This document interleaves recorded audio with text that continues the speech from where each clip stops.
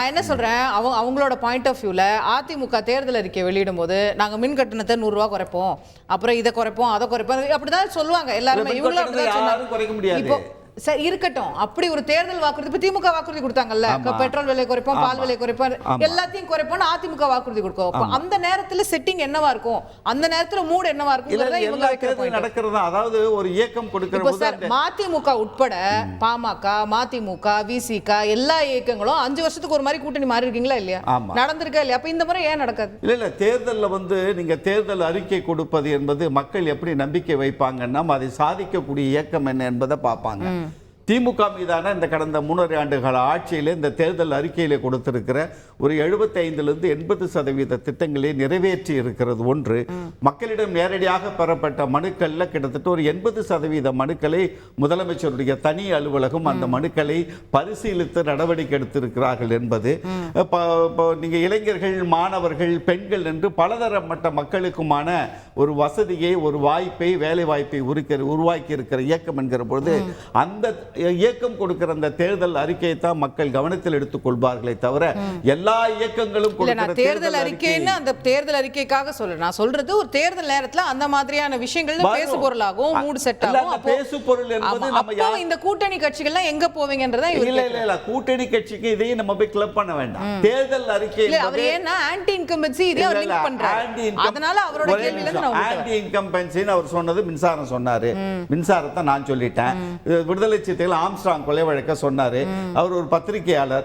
Armstrong கொலை வழக்கு நடந்த உடனே அவர்கள் மீதான காவல்துறை மீதான குற்றச்சாட்டு அங்கே களத்திலே நின்றார் அண்ணன் திருமாவளவன் அவர்கள். ஆனால் காவல்துறை நடவடிக்கைகளை எடுத்து கைதிகள் நடந்ததற்கு பிறகு முதலமைச்சரை சந்தித்து அந்த ஆம்ஸ்ட்ராங் கொலை வழக்கில் எடுத்த நடவடிக்கைகளுக்கு பாராட்டு தெரிவித்து இதற்கான தொடர்ந்து இந்த பணிகளை செய்யுங்க, இது போன்ற கொலைகள் நடக்கக்கூடாது என்று அறிவித்தது என்பதை பத்திரிகையாளர் எப்படி மறந்துட்டாருன்னு எனக்கு தெரியல. அது நடந்திருக்கிறது. இதுல ஒரே ஒரு குறிப்பை மட்டும் நான் உங்களுக்கு சொல்றேன்.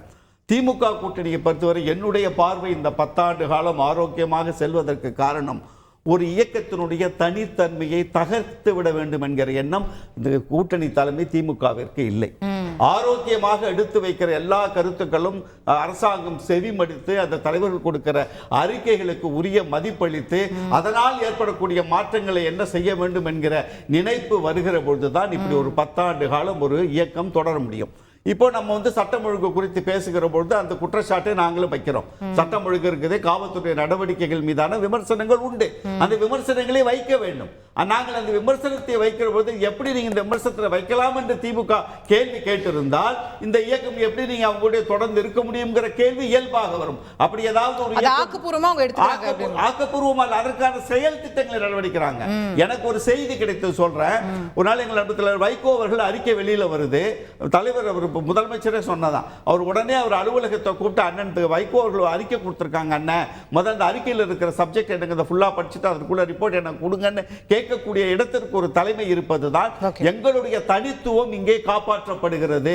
மக்கள் நலனுக்கு பாதிப்பு வருகிற எதையும் அரசாங்கத்துக்கு சுட்டி காட்டுகிற இடத்தில் எங்களை அவர்கள் வைத்திருப்பதனால் தான் ஜெயக்குமார் நினைப்பது போலவோ இல்ல பத்திரிகையாளர் கலை நினைப்பது போலவோ நாங்கள் ஒரு அதிமுகங்கிற ஒரு கனவுலகத்தில் மிதந்து கொண்டு இருப்பவர்களை நம்பி நட்டாத்துல விட்டுட்டு போறவனை நம்பி நாங்க இன்னொரு கட்சி கூட்டணிக்கு வரும் சொல்றது ஜெயக்குமார் மாதிரி ஜோக் தான் அடிக்க முடியும். ஓகே, கேட்கலாம். திரு பொங்கலூர் மணிகண்டன், நாங்க ஆக்கப்பூர்வமான விமர்சனங்கள் வைக்கிறோம், அரசாங்கமும் அதுக்கு செவி மடுக்குது, எங்களுக்கு என்ன குறைன்னு கேட்கிறார். இது இப்படிதானே இருக்கணும் ஒரு கூட்டணினா அப்படின்ற அர்த்தம் அப்படி இருக்கலாமா? அல்லது திமுக செய்யக்கூடிய தவறுகள் எல்லாவற்றையும் முன்கூட்டியே சொல்லிடுறாங்க, நாங்கள் சமரசமாக்கிட்டு எல்லாம் தெரியல. எப்படி சமரசம்? அவர் நடவடிக்கை எடுக்கிறாங்கன்றாரு. நடவடிக்கை ஒரு சம்பவம் நடந்த பிறகு நடவடிக்கை என்பதற்கு பதிலாக சம்பவம் நடப்பதற்கு முன்பாகவே சட்ட ஒழுங்கை பாதுகாப்பு என்பதுதான் அரசாங்கம் கடமைங்க. அதாவது நாடு ஒண்ணுல இந்த 200 நாள்ல 583 நாள் நடந்துக்கிறாங்க. அப்போ கொலை நடந்த பிறகு வழக்கு போடுறோம், கைது பண்றோம், காணொலிக்கிறோம், செயல் வைக்கிறோம் அப்படிங்கிறது இது அரசுங்க. அதாவது முன்கூட்டியே குற்றவாளிகளாக ஒரு நிர்வாகம் பாதுகாப்பதும் சட்ட ஒழுங்கு நடவடிக்கைகளை முழுமையாக கட்டுப்பாடு வைத்திருக்கிறோம் ஒரு அரசுடைய கடமைங்க. அது தவறு திமுக இன்றைக்கு கோவையில ஒரு வழக்கறிஞர் சட்டப்பேரவை வெற்றி கொள்ளப்படுறார். அப்போ குற்றவாளிகளுக்கு குற்றம் செய்ய தூண்டுவதற்கு ஒரு தைரியத்தை ஆட்சி கொடுக்குங்க. இதை கூட்டணி கட்சி கண்டுவிடாமல் அமைதியாக திமுக எல்லாமே கலந்துதான் சொன்னா இதை கடந்த காலத்தில் வைத்தவர்கள் வைத்திருந்த அரசியல் நேர்மை, அரசியல் தூய்மை எங்க போகுது பாருங்க. இல்ல சார், அவங்க என்ன சொல்றாங்கன்னா, இப்ப அவங்க கேட்காமலே இருந்தாங்க, அமைதியா இருந்தாங்கன்னா பாத்தீங்களா இதை கூட கேட்க மாட்டீங்களா அப்படின்னு வைக்க. இப்ப அவங்க ஆக்கப்பூர்வமா விமர்சனம் வைக்கிறோம், அரசாங்கமும் அதை வந்து ஏத்துக்கிட்டு செயல்படுறாங்க அப்படின்னும் போது பாத்தீங்களா கூட்டணியில விரிசல்ன்றீங்க. இப்ப அவங்க என்னதான் செய்யணும்? நீங்க ஒண்ணு அப்படி இல்லைங்க, ஆக்கப்பூர்வ விமர்சனம் அல்ல, இது வந்து கடுமையான விமர்சனம் வைக்கிறவங்க. உண்மையில் வந்து திமுகவோட கூட்டணி வச்சுக்கிறாங்களா, திமுக அடிமை சாசனமான தெரியல, மிகப்பெரிய தவறு. கடந்த கால வைகோ அடிமை சாசனம் மாதிரி இருக்கிறாங்கன்ற விமர்சனம் நீங்க வைக்கிறீங்கன்னா அவங்க எப்படி வெளியே வருவாங்க? வரமாட்டாங்கல்ல. ஜெயக்குமார் மேடம், அது நான் குறிப்பிட்ட கட்சி சொல்ல வரல. அதாவது இன்னைக்கு ஆனால் திருமாவளவனும் சரி மற்றவரும் சரி இந்த ஆட்சி மீது மிகப்பெரிய அதிருப்தி இருக்காங்க. உண்மை என்ன காரணம்னா, இந்த ஆட்சி வந்து எல்லாமே கேட்டுதான் செய்யுன்னு சொன்னா, வெற்றி பெறுகிற வரையில் தான் திமுக வெற்றி பெற்ற பிறகு அவர்கள் தளபதியுடைய ஆட்சி, அவருடைய தலைமையில் தான் நாடே முன்னேறி கொண்டிருக்கிறது என்றெல்லாம் கம்பல் பண்ணியாங்க. காங்கிரஸ் இல்லைன்னு சொன்னா திமுக எங்கேயும் டெபாசிட் வாங்க முடியாது. பிசிகே சொன்னா இன்னைக்கு வட மாவட்டங்கள்ல எங்கேயுமே ஜெயிக்க முடியாதுங்க. அதுதான் உண்மை. 1998 மன்னிக்கும் 2006 98 தொகுதியில் மட்டுமே வெற்றி பெற்ற திமுக, அன்றைக்கு காங்கிரஸ் உள்ளிட்ட சில கட்சிகள் தயவோடு ஆட்சியில் இருந்த போது புரட்சித்தலைவர் அம்மாவா சொன்னாங்க, மைனாரிட்டி ஆட்சியை திரும்ப சொன்னாங்க. ஆனா மைனாரிட்டியா இருந்தும் கூட காங்கிரசுக்கு இடமளிக்கவில்லைங்க, அதிகாரத்தில் பங்களிக்கவில்லை. முழு பெரும்பான்மையோடு தான் வேறு. முழு பெரும்பான்மை இல்லாத நேரம் கூட காங்கிரஸ் போன்ற கட்சிகளை மத்தியில ஆட்சி பெரும்பான்மை வேண்டும் என்பதற்காக மாயமொழி முன்னேறாங்க.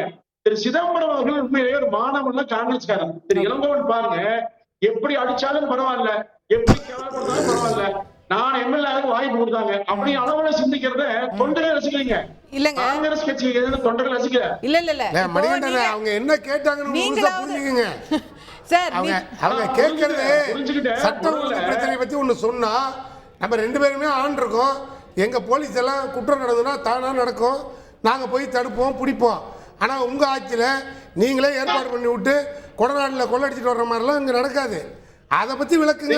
நான் சொல்றேன் சூரியனா, ஆட்சி உங்கள்கிட்ட ஆட்சி உங்கள்கிட்ட அதிகாரம் யார் வேணும் சொன்னா நீங்க வெறுமனே பேசுவாங்க.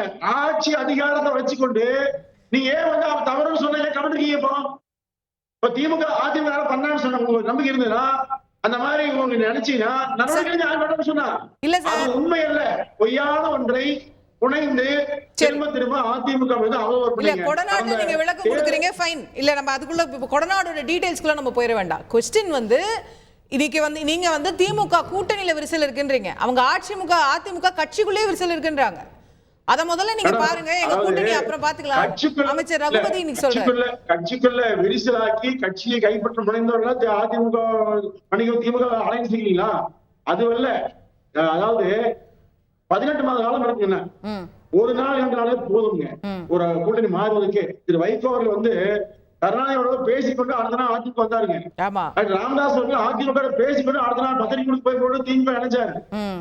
பழம் கலவி பாடலுடன் சொல்லி கனவு கட்டிருந்த திரு கருணாநிதி அவர்களுக்கு பேரடி மாதிரி திரு விஜயகாந்த் அவர்கள் அதிமுக வந்தாருங்க. கூட்டணி கணக்கு என்பது ஒவ்வொரு நாளும் மாறக்கூடிய, அதாவது ஒத்த கருத்து ஒத்த கூட்டணி சொன்னீங்கன்னா தனி கட்சி மாதிரி இன்னும் வேற கட்சியில் நோக்க முடியாது. தேர்தல் 2 ஆண்டு காலம், இந்த 3 ஆண்டு காலமே மிக மோசமான ஆட்சி என்பது அவருக்கும் தெரியுங்க. கூட்டணிகள் எல்லோருக்கும் தெரிந்தே இருக்கான்னு சொன்னா ஒரு காரணம் இருக்கிறது, பொறுத்திருந்து பாருங்க.